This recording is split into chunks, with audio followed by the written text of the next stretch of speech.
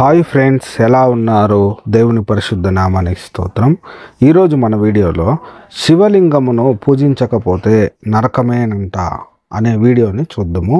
చూడండి, ఈ వీడియో చేయడానికి ముఖ్య కారణం ఏమంటే అనేక మంది సోషల్ మీడియాలో బైబిల్ గురించి, యేసు ప్రభు వారి గురించి తప్పుగా ప్రచారం చేస్తూ బైబిల్లో బూతులున్నాయని అబద్ధ ప్రచారం చేస్తున్నారు. ఈ వీడియో అటువంటి వారికి మాత్రమే వర్తిస్తుంది. మంచి హిందువులకు ఈ వీడియో వర్తించదు. అటువంటి వారు ఎవరైనా ఉంటే ఇప్పుడే ఈ వీడియోని మీరు స్టాప్ చేయండి.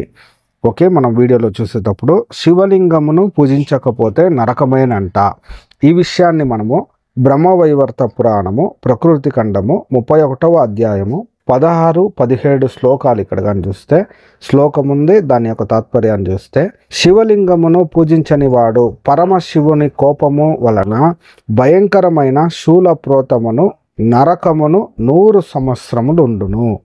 అంటే చూడండి, శివలింగాన్ని కానీ పూజించకపోతే అంట శివుని యొక్క కోపం వలన శూలప్రోతమును నరకంలో 100 సంవత్సరాలు ఉండాల్సి వస్తుందంట.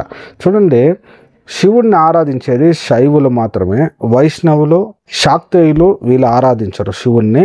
అయితే శివుడు ఏమని చెప్తాడంటే, శివలింగాన్ని కానీ పూజించకపోతే శివుని యొక్క కోపం వలన చూడండి 100 సంవత్సరాలు నరకంలో ఉంటారంట.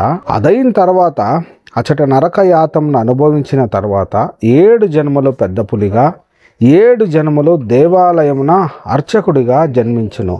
చూడండి, అదైన తర్వాత కానీ నరకాన్ని 100 సంవత్సరాలు నరకంలో ఉండైన తర్వాత కానీ 7 జన్మలు భూమిపైన పెద్ద పులిగా పుడతారంట. తర్వాత అలా అంతైనా జరిగిన ఇంకా వదులుతారా అని చూస్తే, అదైన తర్వాత 7 జన్మలు దేవాలయంలో అర్చకుడిగా జన్మిస్తారంట. చూడండి, ఇన్ని రోజులు ఒక శిక్ష అనుభవించాల్సి వస్తుంది ఒకవేళ శివలింగాన్ని కానీ పూజించకపోతే. చూడండి, ఇది ఎంత దారుణమో ఒకసారి ఆలోచించండి.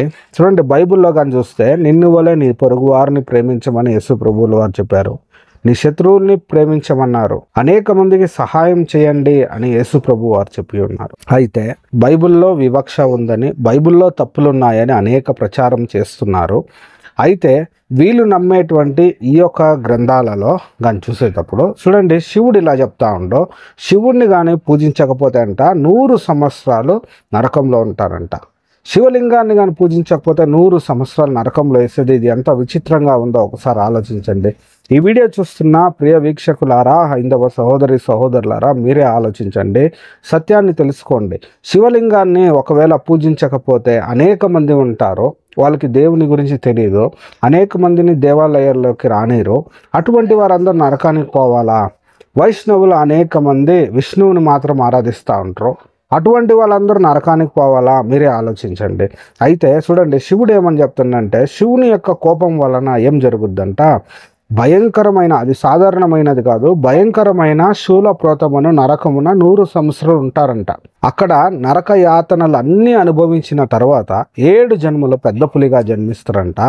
అదైన తర్వాత అయినా వదులుతారా అని చూసేటప్పుడు మళ్ళీ 7 జన్మలు దేవాలయంలో అర్చకుడిగా జన్మిస్తారంట. చూడండి, ఇటువంటి ఘోరమైన శిక్ష విధించడం ఇది ఎంతవరకు సరిగా ఉంది? మీరే ఆలోచించండి. బైబిల్లో యేసు ప్రభు చూస్తే, నిన్ను వలె నీ పొరుగు వారిని ప్రేమించండి అనే దేవుని యొక్క వాక్యము సెలవిస్తూ ఉంది.